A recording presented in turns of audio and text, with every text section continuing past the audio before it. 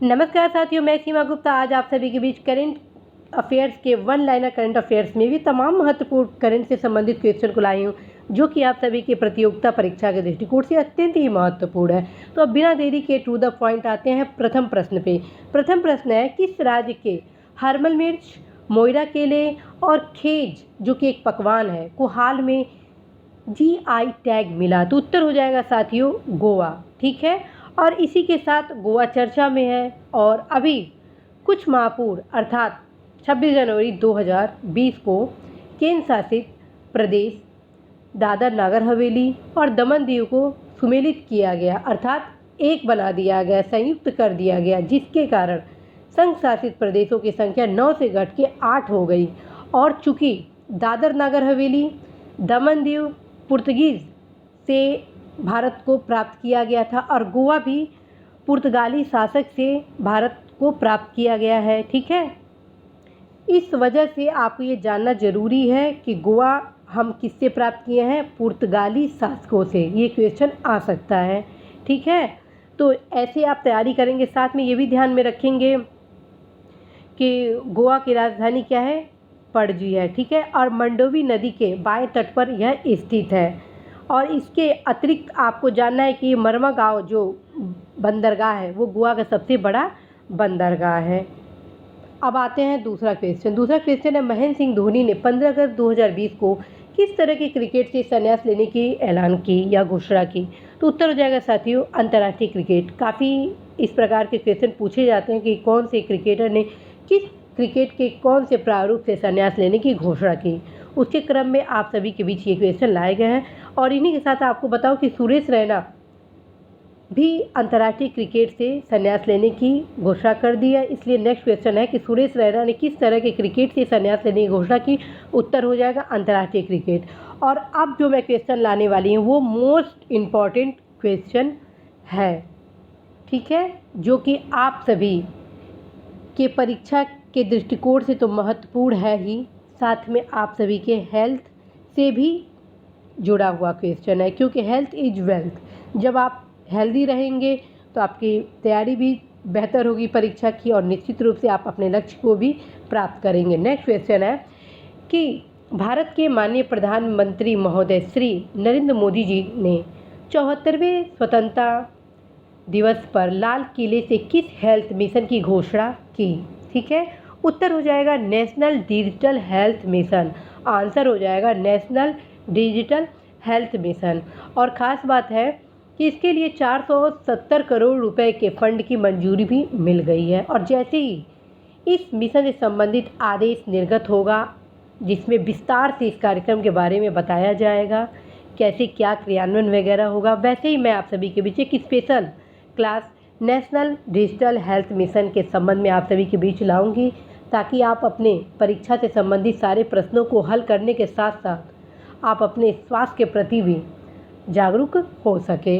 और इसी के साथ आपको इसके बारे में बता दूं कि हर भारतीय को एक health ID record digital card इसमें बनेगा। डिजिटल स्वास्थ्य खाता रहेगा, पर्सनल हेल्थ रिकॉर्ड उसमें रहेंगे, डिजी डॉक्टर की फैसिलिटी रहेगी, हेल्थ फैसिलिटी रजिस्ट्री रहेगी और टेलीमेडिसिन आदि की इस प्रकार की सुविधाएं होंगी। आप देखे होंगे दिल्ली वगैरह में जो बड़े बड़े हॉस्पिटल्स अस्पताल वगैरह हैं, जैसे जिसमें मेडिसिटी वगैरह है, उसमें ऑलरेडी आपको ये ID रिकॉर्ड हर एक पेशेंट को प्रोवाइड कराया जाता है। और जैसे ही वह पेशेंट जाता है, उस पेशेंट बस अपने ID नंबर बताता है अपना, तो उससे क्रम में सारा कुछ पता चल जाता है, कौन डॉक्टर कब उसको उन्हें देखे थे और किस डॉक्टर ने क्या क्या मेडिसिन वगैरह प्रोवाइड आदि कराए थे। मतलब टोटल कुछ उसमें रहता है। इस प्रकार की व्यवस्था इसमें किया जाएगा। बल्कि जिस प्रकार का व्यवस्था अभी हाल फिलहाल में, जैसा कि इस नेशनल डिजिटल हेल्थ मिशन में प्रावधान किया गया है, यदि वह व्यवस्था सुनिश्चित हो जाता है तो निश्चित रूप से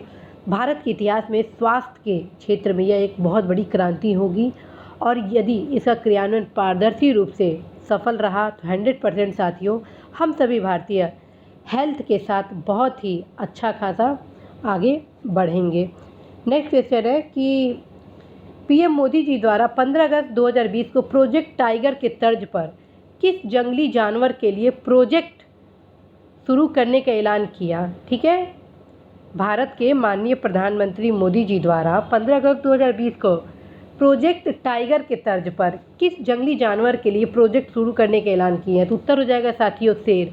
ठीक है, आप सभी को बताना है कि पहले भारत में शेर कई राज्यों में पाए जाते थे, इनका विस्तार भी कई देशों में था, लेकिन अब धीरे से सिमट के इतने सिमट गए हैं कि भारत में मात्र गिर के जंगलों आदि में ही पाए जाते हैं। ठीक है, इस वजह से अब इनकी सुरक्षा के लिए भारत सरकार द्वारा कई कार्य किए जा रहे हैं और पिछले 2 से 3 साल से इस लॉयन को सुरक्षा के लिए कई कार्यक्रम बनाए जा रहे हैं, लेकिन उसका आधार जो था सुरक्षा का वो मजबूत नहीं बन पा रहा था, जिसके कारण से लाल किले के प्राचीर से माननीय प्रधानमंत्री मोदी जी द्वारा एशियाटिक लायन की सुरक्षा के लिए इस योजना की घोषणा की है और निश्चित रूप से यह हम सभी के जैव विविधता के सुरक्षा के दृष्टिकोण से अत्यंत ही महत्वपूर्ण पहल होगा और इसको आप अवश्य ही ध्यान में रखिएगा। काफ़ी हॉट क्वेश्चन है, अवश्य ही परीक्षा में पूछा जाएगा।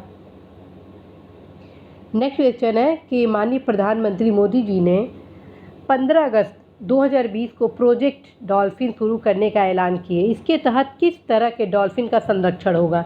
इसका उत्तर हो जाएगा साथियों नदियों के जो डॉल्फिन हैं और समुद्र के डॉल्फिन हैं, इन दोनों के डॉल्फिन का किया जाएगा। ठीक है, और ये ध्यान जरूर रखिएगा डॉल्फिन। ठीक, दूसरा चीज़, ये डॉल्फिन जो है वो कहाँ कहाँ पाई जाती हैं? तो असम, बिहार, झारखंड, मध्य प्रदेश, राजस्थान, उत्तर प्रदेश और पश्चिम बंगाल के नदियों में डॉल्फिन प्राप्त होती हैं। ठीक, और लगभग ये प्रोजेक्ट अगले 10 वर्ष तक चलेगा।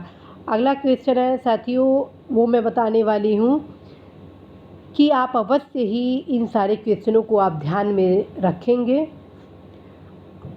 लाल किले के प्राचीर से माननीय प्रधानमंत्री मोदी जी द्वारा कई चीज़ों को बहुत ही फोकस के साथ बोले हैं और इससे संबंधित जो भी हाल फिलहाल में करंट के क्वेश्चन आपके बने हैं उनको भी आप देख लीजिएगा। जैसे आत्मनिर्भर भारत से संबंधित जो भी योजनाएं चलाई गई हैं उन्हें आपको देखना है, जल जीवन मिशन को देखना है, राष्ट्रीय शिक्षा नीति के क्या प्रारूप हैं इन्हें देखना है। ये सारे जितने भी चीज़ है मैं आपको ऑलरेडी बता चुकी हूँ, लेकिन यहाँ पे फोकस इसलिए कर रही हूँ ताकि यदि आप इस दौरान कोई भी परीक्षा दे रहे होंगे तो इनको आप ज़रूर गौर से देख लीजिएगा। मोस्ट प्रोबेबिलिटी है क्वेश्चन इन सभी चीज़ों से बनना। ऑप्टिकल फाइबर नेटवर्क गांव तक विस्तार की भी बात बोले हैं, रिन्यूएबल एनर्जी के बारे में बोले क्योंकि भारत अब रिन्यूएबल एनर्जी में अपना महत्वपूर्ण स्थान विश्व में स्थापित कर चुका है। ठीक है, यूएनओ में अस्थायी सदस्यता के संबंध में बोले कि किस प्रकार भारी संख्या में देशों द्वारा भारत को अस्थायी सदस्यता के लिए दावा के लिए बोला गया। तो यहाँ पे आप 2 चीज़ देखेंगे, पहला भारत द्वारा इस सुरक्षा परिषद में स्थायी सदस्यता के लिए लगातार कार्य किए जा रहे हैं। ठीक है, तो सुरक्षा परिषद क्या है? ठीक, सुरक्षा परिषद में स्थायी सदस्यता क्या होता है और अस्थायी सदस्यता क्या होता है। इसके अतिरिक्त आप यूएनओ की स्थापना कब हुई थी और उससे संबंधित जो कार्य है वो देखेंगे।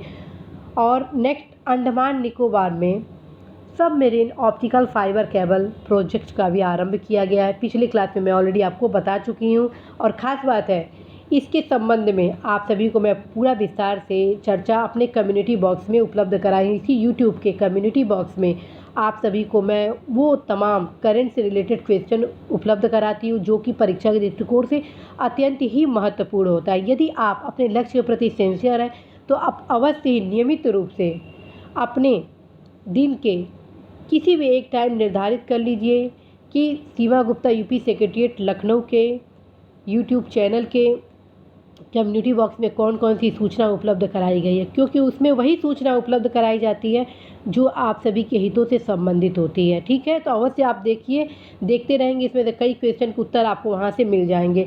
तट के किनारे परिवहन, तट के किनारे परिवहन के संबंध में चर्चा की गई है, वो भी आप देखेंगे। अर्थात तट के किनारे अभी ऐसा कुछ तो हुआ नहीं है, लेकिन जल मार्ग के संबंध में हुआ है। तट के किनारे का मतलब समुद्री परिवहन, और इस समय नदियों के राष्ट्रीय जलमार्ग के संबंध में भी काफ़ी चर्चा परिचर्चा हुई है। तो आपको देखना होगा कि इस समय राष्ट्रीय जलमार्ग कौन कौन से हैं, कौन कौन से महत्वपूर्ण है। खास तौर पर राष्ट्रीय जलमार्ग संख्या 1 जो गंगा से गुजरती है वो अत्यंत ही महत्वपूर्ण है, उसे ज़रूर आप देखेंगे। राम मंदिर जरूर देखेंगे, राम मंदिर से संबंधित जो घटनाएं थी। ठीक है, जम्मू कश्मीर का भी चर्चा की है तो इनसे संबंधित जरूर आप देखेंगे। 5 अगस्त किस प्रकार से हिस्टोरिकल रहा, क्योंकि देखिए 5 अगस्त को ही राम मंदिर का नवनिर्माण का शिलान्यास किया गया और 5 अगस्त को ही आपका जम्मू कश्मीर का विशेष दर्जा समाप्त किया गया था। ठीक है, तो इस प्रकार के जो तथ्य मेरे द्वारा आप सभी को ऑलरेडी बताए जा चुके हैं, उन्हें ज़रूर देखेंगे। राष्ट्रीय जलमार्ग से संबंधित मैं जल्द ही आप सभी को परीक्षा दृष्टि में प्रोवाइड कराऊंगी, ताकि आप सभी कोई क्वेश्चन गलत ना करें। अंडमान निकोबार द्वीप समूह के बारे में ऑलरेडी मैं कम्युनिटी बॉक्स में उपलब्ध करा दी हूँ। यूएनओ से संबंधित जो तमाम तथ्य हैं वो मैं तत्काल उपलब्ध कराऊंगी। रिन्यूएबल एनर्जी से संबंधित भी जो तथ्य होंगे वो मैं आपको उपलब्ध कराऊंगी। ऑप्टिकल फाइबर नेटवर्क क्या होता है, ऑप्टिकल क्या होता है, उससे संबंधित जो साइंस टेक्नोलॉजी टर्म्स हैं वो टोटल मैं आपको प्रोवाइड कराऊंगी। साथ में क्वेश्चन कैसे बनेंगे वो भी बताऊंगी। राष्ट्रीय शिक्षा नीति अर्थात न्यू एजुकेशन पॉलिसी क्या होता है उसके संबंध में ऑलरेडी मैं उपलब्ध करा चुकी हूँ। साथ में आगामी कुछ समय में उपलब्ध कराने का प्रयास करूँगी। जल जीवन मिशन के संबंध में भी प्रयास करूँगी। और आत्मनिर्भर भारत जो कि निबंध के दृष्टिकोण से अत्यंत महत्वपूर्ण है, तथा अप्रत्यक्ष रूप से भारत सरकार द्वारा आत्मनिर्भर के लिए क्या क्या आरंभ किए गए, जैसे कि आप देख रहे होंगे आत्मनिर्भर भारत के लिए भारत सरकार द्वारा कई प्रकार के कृषकों के हितों के लिए योजनाएं चलाई जा रही हैं। युवाओं को स्टार्टअप में डेवलप करने के लिए योजनाएं चलाई जा रही हैं। भारत सरकार द्वारा ऐसी ऐसी चीज़ों का उत्पादन घरेलू स्तर पर प्रोडक्शन बढ़ाया जा रहा है, जो भारत अभी तक भारत विदेश से आश्रित था। भारत द्वारा इस योजना के तहत अर्थात आत्मनिर्भर भारत योजना के तहत भारत वे तमाम वस्तुओं के प्रोडक्शन करने की नीति बनाया जा रहा है भारत सरकार द्वारा, जो कि अभी तक आयात किया जाता था। अर्थात भारत आत्मनिर्भर होना चाहता है और यह आत्मनिर्भरता हर एक युवाओं के आत्मनिर्भरता से ही आगे बढ़ता है। ठीक है, तो ये रहा आज का ये करंट जो मैं आपको बताऊं कि आपको खुद तैयार करना होगा, क्योंकि ऑलरेडी मेरे द्वारा करा दिया गया, जो नहीं कराएगा उसको मैं कराऊंगी। अब नेक्स्ट क्वेश्चन देखिए कि भारतीय तटरक्षक के लिए एक अपतटीय गश्ती पोत का नाम क्या है, जिसे भारतीय तटरक्षक जहाज के रूप में लॉन्च किया गया। साथियों बहुत ही महत्वपूर्ण है और इसका उत्तर होगा साथियों सार्थक। ठीक है, अमेरिकी डेमोक्रेटिक नेक्स्ट क्वेश्चन है, अमेरिकी डेमोक्रेट्स पार्टी ने भारतीय मूल की किस महिला को उपराष्ट्रपति का उम्मीदवार चुना, तो उत्तर हो जाएगा कमला हैरिस। ठीक है, नेक्स्ट क्वेश्चन है, हाल में किस वैश्विक संस्था ने मानसून से सर्वाधिक प्रभावित समुदायों को सहायता देने की घोषणा की। यूएनओ। आप देख रहे होंगे इस दौरान यूएनओ काफ़ी चर्चा का विषय है। आप यूएनओ से संबंधित सारे तथ्य जरूर ध्यान में रखिएगा। अब आइए जो परीक्षा का सबसे फेवरेट क्वेश्चन होता है और बच्चे अक्सर इसमें मिस्टेक कर जाते हैं। ठीक है, इसलिए मैं दोनों चीज़, अभी 12 अगस्त गुजरा है अंतर्राष्ट्रीय युवा दिवस, अब प्रायः क्वेश्चन आ जाता है अंतर्राष्ट्रीय युवा दिवस कब है और राष्ट्रीय युवा दिवस कब है, तो दोनों यहाँ जान लीजिए। अंतर्राष्ट्रीय युवा दिवस 12 अगस्त को है और राष्ट्रीय युवा दिवस आपका 12 जनवरी को मनाया जाता है। ठीक है, ये चीज़ जरूर आप ध्यान में रखेंगे। नेक्स्ट क्वेश्चन है, एरे 2 बैलिस्टिक मिसाइल इंटरसेप्टर का सफलतापूर्वक परीक्षण किया, उत्तर हो जाएगा साथियों इजराइल। इजराइल इस समय काफ़ी चर्चा का केंद्र रहा है, इसलिए इजराइल का मैप देखना बहुत ज़रूरी है। इजराइल से सटे कौन कौन से देश हैं, इसके भौगोलिक अवस्थिति के संबंध में मैं आप सभी को कम्युनिटी बॉक्स में उपलब्ध कराई हूँ। इसका मानचित्र जरूर देख लीजिएगा कि किन किन देशों की सीमा इससे लग रही है। ठीक है, नेक्स्ट क्वेश्चन जो कि काफ़ी महत्वपूर्ण है और इसके बारे में आप लोग को जानना बहुत ज़रूरी है, वो है कर व्यवस्था में पारदर्शिता लाने के लिए माननीय प्रधानमंत्री महोदय जी द्वारा लॉन्च किया गया, उत्तर हो जाएगा transparent taxation honouring the honest. ठीक है, अवश्य इसको आप ध्यान में रखेंगे। इसके लिए स्पेशल मैं क्लास लाऊंगी, लेकिन साथ में ये भी बता दो कि वर्तमान में कर व्यवस्था चर्चा का केंद्र है। ठीक है, तो इससे संबंधित जो महत्वपूर्ण समितियां थी, ऐतिहासिक समितियां, जिनके कारण भारत में मतलब टैक्स रिफॉर्म में बहुत ही आगे बढ़ा, उसमें आपका एक तो हो गया चलैया समिति, दूसरा केलकर समिति। ठीक है, इन दोनों समितियों को आप जरूर अध्ययन करेंगे। ठीक है, कर सुधारों पर चलैया समिति का सिफारिश जो था वो अत्यंत ही महत्वपूर्ण था। ठीक है, जिसमें चलैया समिति का मैं आपको बता देती हूँ क्या क्या सिफारिश किया गया था। ब्याज कर को समाप्त कर देने का वो सिफारिश किए थे। उपहार कर को चालू रखते हुए छूट सीमा को 20,000 से बढ़ाकर 30,000 तक कर देने की सिफारिश किए थे। ठीक है, गैर कृषकों की 25,000 से अधिक की कृषि आय पर कर लगाने का सिफारिश किए थे। करदाताओं की पहचान हेतु स्थायी खाता संख्या पैन के स्थान पर करदाता पहचान संख्या टिन प्रारंभ करने का सिफारिश किए थे और ये कई बार परीक्षा में पूछा गया है कि किस समिति द्वारा पैन की जगह पर टिन प्रारंभ करने का सिफारिश किया गया था। ठीक है, नेक्स्ट इसका जो सिफारिश था वो ये था कि आयात शुल्क की शून्य दर को समाप्त करने पर विचार किए थे। ये आयात शुल्क की वर्तमान अधिकतम 110% की दर को घटाकर 50% तक के स्तर पर ले जाने के बारे में बात की थी। इसी प्रकार सभी वस्तुओं के लिए आयात शुल्क की एक ही दर को नहीं अपनाया जाए और जिन वस्तुओं पर आयात शुल्क नहीं लगता है उन पर संरक्षण के नाम पर न्यूनतम 5% लगाए जाने का सिफारिश किए थे। और साथ में बोले थे कि निर्यातकों के लिए अग्रिम लाइसेंस प्रणाली को जारी रखना उचित होगा। साथ में साथियों, कर व्यवस्था पर केलकर जो समिति थी उनकी सिफारिश भी अत्यंत महत्वपूर्ण थी और केलकर समिति प्रत्यक्ष एवं अप्रत्यक्ष करों पर बहुत ही बेहतरीन सुझाव दिए थे और इससे लगातार हर 2 से 3 साल पर एक क्वेश्चन केलकर समिति में बन जाता है। इसलिए मैं आप सभी को इनकी क्या क्या सिफारिश थी वो बता रही हूँ, ध्यान से सुनिएगा। व्यक्तिक आयकर मुक्त आय की सीमा 1 लाख बताए थे, सिफारिश किए थे। आयकर की केवल 2 दरों पर प्रस्ताव, 1 लाख से 4 लाख तक की और वार्षिक आय पर 20% तथा 4 लाख से अधिक आय पर 30%। तीसरा सिफारिश किए थे आयकर पर अधिभार की समाप्ति का, ये सिफारिश किए। चौथा सिफारिश किए थे कि आयकर में मिलने वाली जो अधिकांश छूटें हैं, ठीक ना, उनको छूटें समाप्त करने के सुझाव मानक छूट की समाप्ति का बोले थे। वरिष्ठ नागरिकों व विधवाओं को कर राहत के संबंध में सिफारिश किए थे। आवास ऋणों पर ब्याज में आयकर की छूट संबंधी सिफारिश किए थे। लाभांश कर व सूचीबद्ध शेयरों पर दीर्घकालिक पूंजीगत लाभ की समाप्ति का सिफारिश किए थे। साथ में निगम कर की दर 36.5% से घटाकर 30% करने का सिफारिश किए थे और ये परीक्षा में पूछा भी गया है। न्यूनतम वैकल्पिक कर की समाप्ति का ये सिफारिश किए थे और ये भी परीक्षा में पूछा गया था कि न्यूनतम वैकल्पिक कर की समाप्ति का सिफारिश कौन किया था। इसके अतिरिक्त ये सिफारिश किए थे उत्पाद शुल्क व सीमा शुल्क संरचना में व्यापक परिवर्तन, सैंडवेट की दर 16% से घटाकर 14% करने का सुझाव दिए थे और सेवा कर के दायरे में व्यापक विस्तार का सुझाव दिए थे और ये भी परीक्षा में पूछा गया था कि सेवा कर के दायरे में व्यापक विस्तार का सुझाव कथन कारण में दिया गया था। क्वेश्चन इस प्रकार बना था कि चिलैया समिति द्वारा पूछा, देखिए सुनिए किस तरह क्वेश्चन हुआ था। क्वेश्चन बना था चिलैया समिति द्वारा, जबकि ये कौन है, केलकर समिति। ठीक है, क्वेश्चन आया था चिलैया समिति द्वारा सेवा कर के दायरे में व्यापक विस्तार का सुझाव दिया गया था, तो ये गलत हो जाएगा। क्यों? क्योंकि ये कौन दिया था सुझाव, केलकर समिति द्वारा दिया गया था। ठीक है, तो इस प्रकार के साथियों क्वेश्चन बनने की संभावना है जो कि आपको देखना जरूरी है। नेक्स्ट क्वेश्चन है आरबीआई के गवर्नर कौन है। नेक्स्ट क्वेश्चन है आरबीआई गवर्नर कौन है। उत्तर हो जाएगा श्री शक्तिकांत दास। मैं यहाँ पे आरबीआई के गवर्नर का नाम क्यों ली हूँ, क्योंकि इस समय आरबीआई बहुत ही महत्वपूर्ण भूमिका का निर्वहन किया जा रहा है आरबीआई द्वारा। तो संभव है कि इनके गवर्नर का नाम पूछ दिया जाए या ये भी पूछ दिया जाए कि आरबीआई की स्थापना कब हुई थी। ठीक है, तो ये सब जो चीज़ें हैं उनको आप ध्यान में रखेंगे। आरबीआई से जो महत्वपूर्ण है वो सुन लीजिए। यह भारत का केंद्रीय बैंक है, इसे बैंकों का बैंक भी कहा जाता है। रिजर्व बैंक ऑफ इंडिया की स्थापना रिजर्व बैंक ऑफ इंडिया अधिनियम 1934 के तहत 1 अप्रैल 1935 को 5 करोड़ की अधिकृत पूंजी से हुई थी।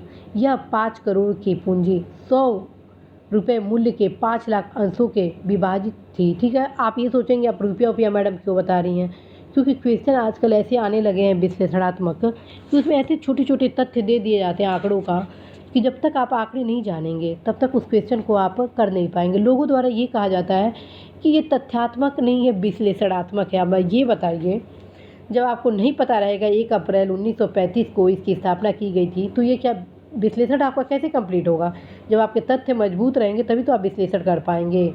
तो ध्यान रखिए, क्वेश्चन का पैटर्न में किसी प्रकार का बदलाव नहीं आया है, बस अब क्वेश्चन को बनाने को थोड़ा सा टफ कर दिया जा रहा है कि एक ही क्वेश्चन में 3-3 4-4 फैक्ट डाल के उसको विश्लेषणात्मक बनाने का प्रयास किया जा रहा है। ठीक है, तो ये सब चीज़ें आप देखेंगे। जैसे क्वेश्चन ऐसे बन जाएगा कि आरबीआई की स्थापना 1 अप्रैल 1935 को की गई थी, जबकि 1 जनवरी 1960 को इसका राष्ट्रीयकरण कर दिया गया था। तो ये टोटल ये लाइन गलत हो जाएगा। क्यों गलत हो जाएगा, क्योंकि देखिए इसकी स्थापना तो 1 अप्रैल 1935 को हुई थी। ठीक है, लेकिन इसका राष्ट्रीयकरण 60 में नहीं हुआ था, 49 में हुआ था, 49 में हुआ था। 1 जनवरी 1949 में आरबीआई का राष्ट्रीयकरण हुआ था। तो इस प्रकार के साथियों क्वेश्चन बनते हैं जो कि फैक्ट के साथ विश्लेषण की क्षमता आप सभी को प्रदान करेंगे।